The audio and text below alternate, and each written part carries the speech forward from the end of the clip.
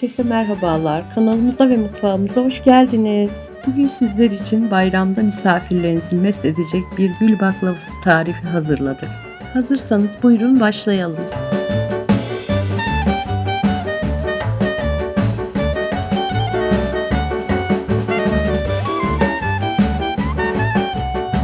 Baklavamızın hamuru için malzemelerimiz bu şekilde. Yapım aşamasına geçelim.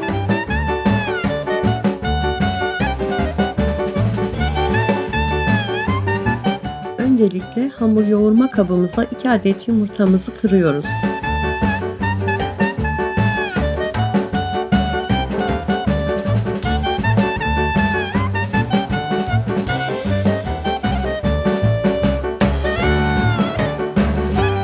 Sonrasında 1 tatlı kaşığı tuz, 1 yemek kaşığı kadar sirke ve 1 paket kabartma tozunu ilave ettikten sonra üzerine 1 bardak ayçiçek yağı, 2 bardak sütümüzü ilave ediyoruz.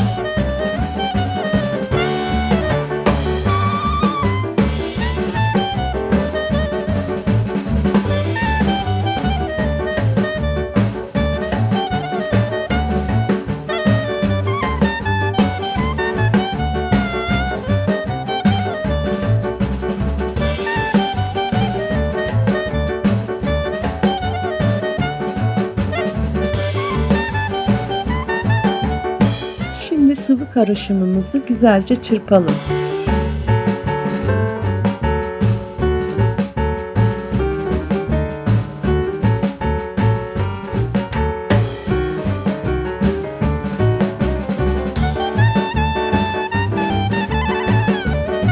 Ununu vermeye başlayabiliriz.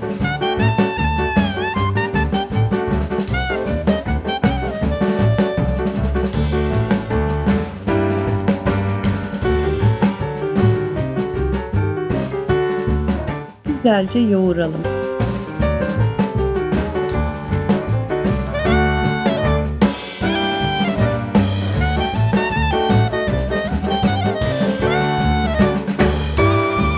Kontrollü bir şekilde unumuzu adım adım ilave ederek yoğurmaya devam edelim.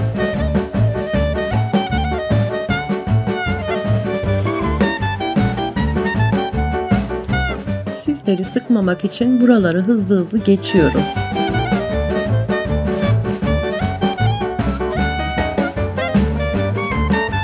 Gördüğünüz gibi aniden değil, adım adım kıvamını kontrol ederek unumuzdan ekliyoruz.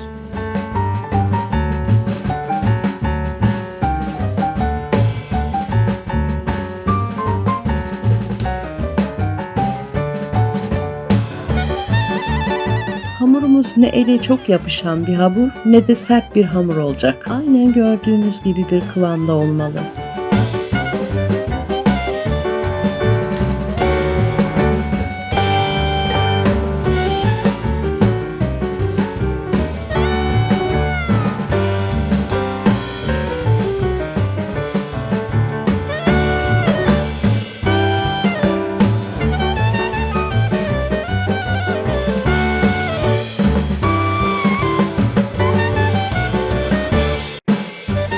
Görüntüden de anlaşıldığı gibi hamurumuz güzelce toparlandı ve elime yapışmıyor.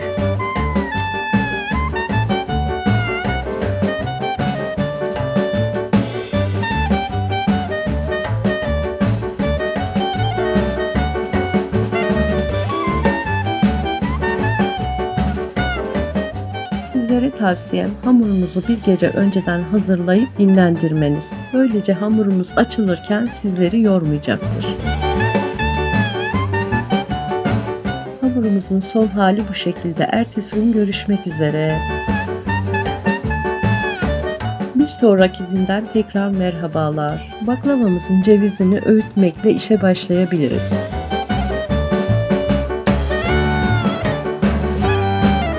Cevizimiz tamamen toz halinde değil, dişe gelecek gibi tane tane olursa daha güzel olur. Bir gece dinlenen hamurumuzu güzelce bezelere ayıralım.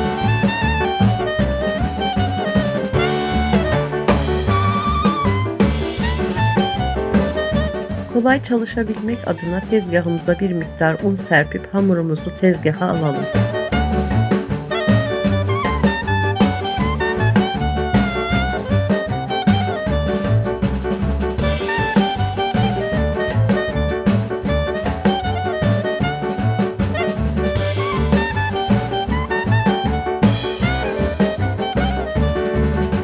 ince rulo haline getirdiğimiz hamurumuzdan yumurta büyüklüğünde bezeler yapalım.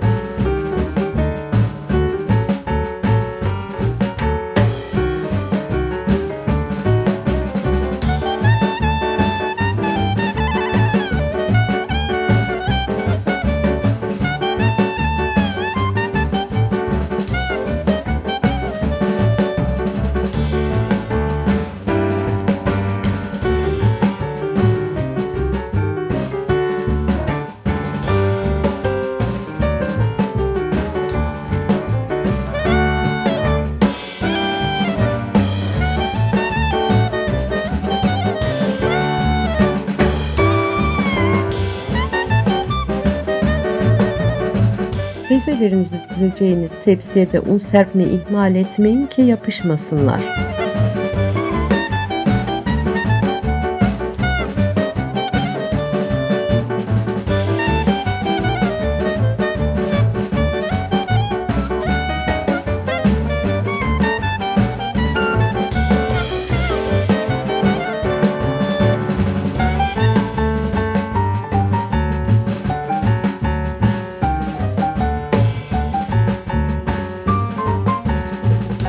Bezelerimiz açılıp baklava olmaya hazır.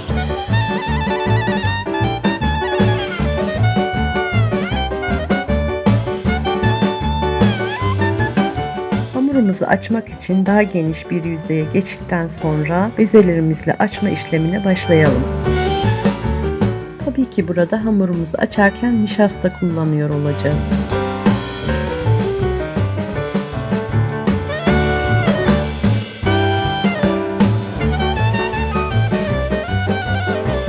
Yine bu kısımda da sizleri sıkmamak adına hızlıca geçip baklavamızın şekil verme aşamasını göstermek istiyorum. Gördüğünüz gibi dinlenen hamurumuz kolayca ve yormadan açılıyor.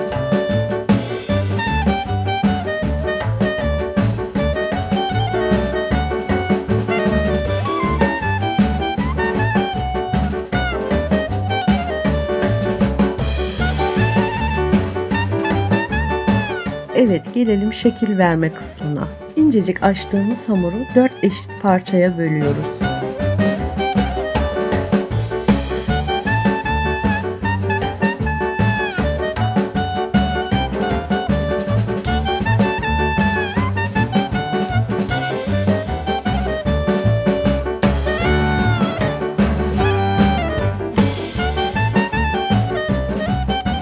Parçalardan her birini gördüğünüz şekilde parmak uçlarımızdan minik minik adımlar atarak büzüp aynen bu şekle sokuyoruz.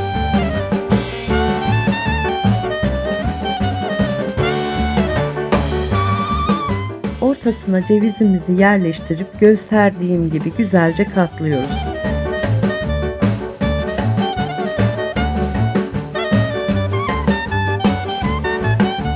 Evet hanımlar, yapımı bir o kadar basit, görüntüsü de bir o kadar hoş.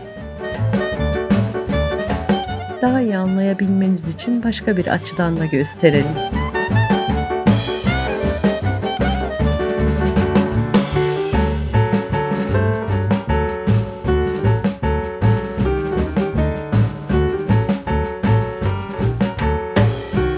Gördüğünüz gibi herkesin kolayca yapabileceği şekilde bir tatlı. Tekrardan şekle aşina olmanız açısından gösteriyorum. Hiç zorlanmadan yapacağınızdan eminim.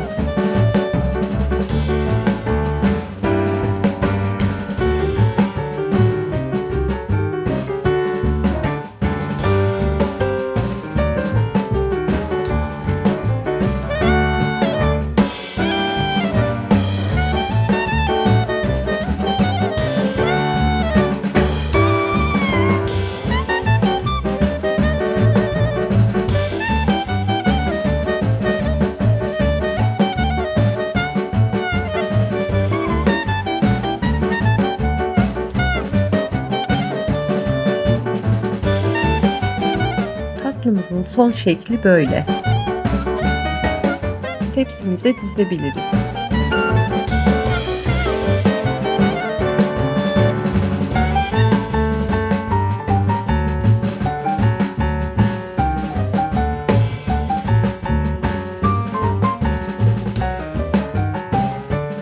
Sizler izlerken ben de tepsimi doldurmaya devam edeyim.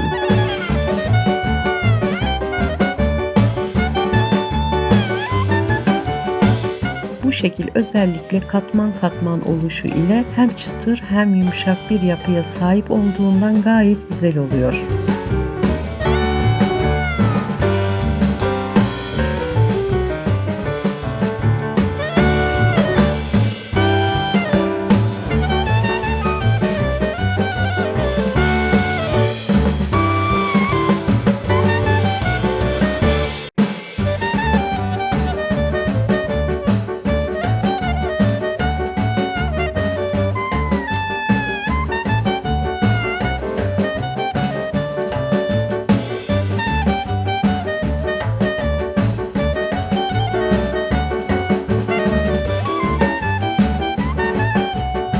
Evet, gördüğünüz gibi tepsimizi tamamladık.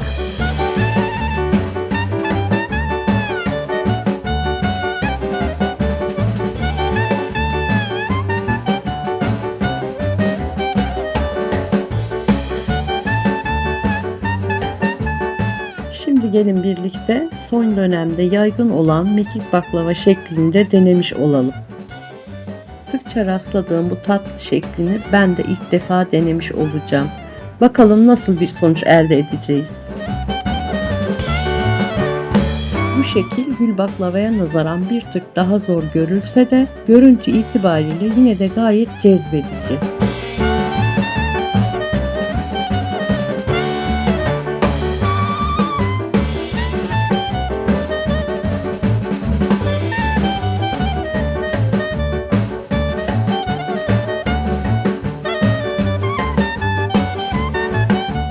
Ben de bu vesileyle ilk defa denemiş oldum. Sizlerle de paylaşmak istedim.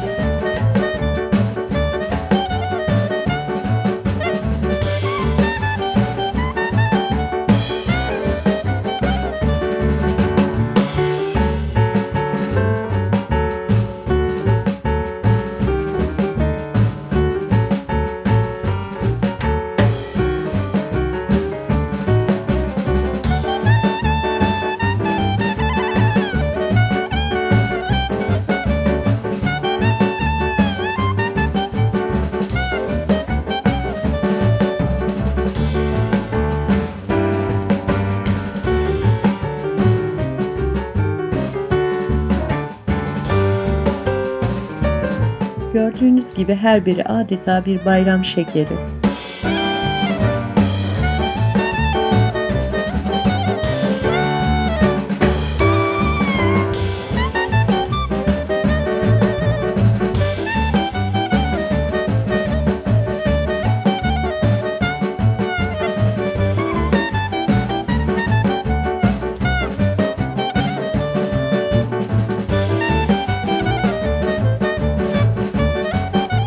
Tatlılarımız bayram öncesi fırına girip nar gibi kızarmaya hazır.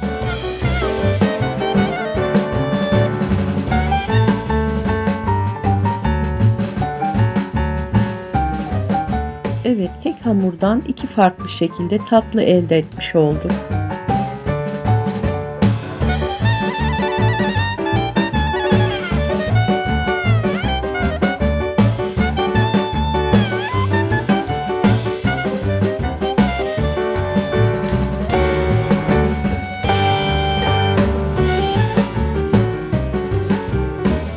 Fırına girmeden önce tatlılarımızı güzelce kızarmaları için yağlayalım.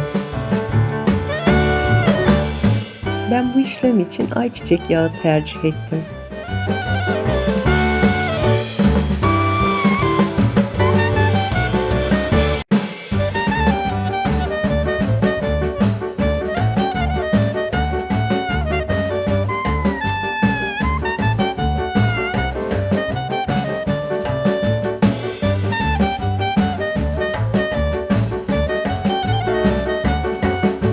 Tatlılarımız fırına girmeye hazır.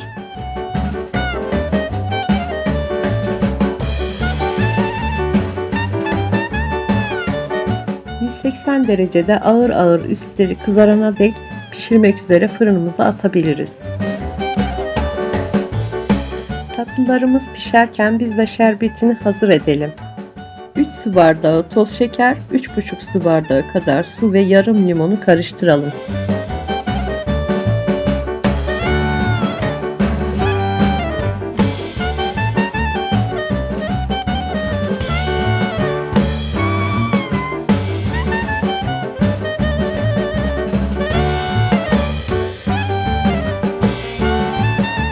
Burada yarım limonun suyundan birkaç damlayı şerbetimize damlattıktan sonra limonu da içerisine bırakalım. Biraz karıştıralım, şekerimiz suyla karışsın. Ve kaynamak üzere ocağımıza alalım.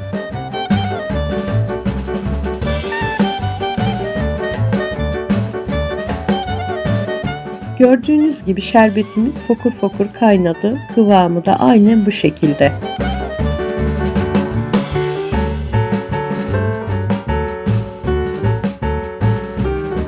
Şerbeti hazır olan tatlılarımız fırından nar gibi kızararak çıktı. Bu halleriyle bile gayet güzel görünüyorlar. Gelin artık şerbetimizi tatlılarımızla buluşturalım.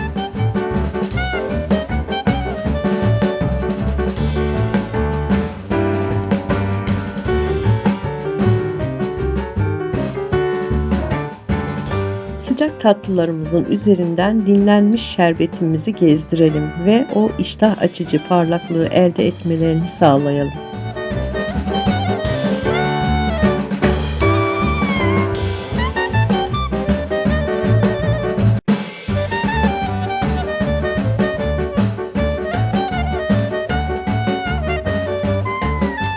Evet hanımlar, emek verdiğimiz tatlılarımız artık bayrama ve misafirlerimizin ağzını tatlandırmaya hazır. Umarım sevdiklerinizle huzurlu ve güzel bir bayram geçirirsiniz.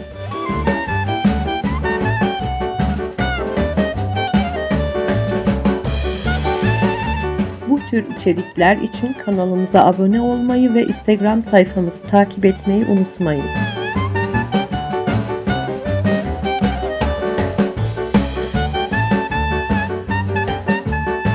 Bir sonraki videoda görüşmek üzere. Şimdiden hepinize hayırlı bayramlar.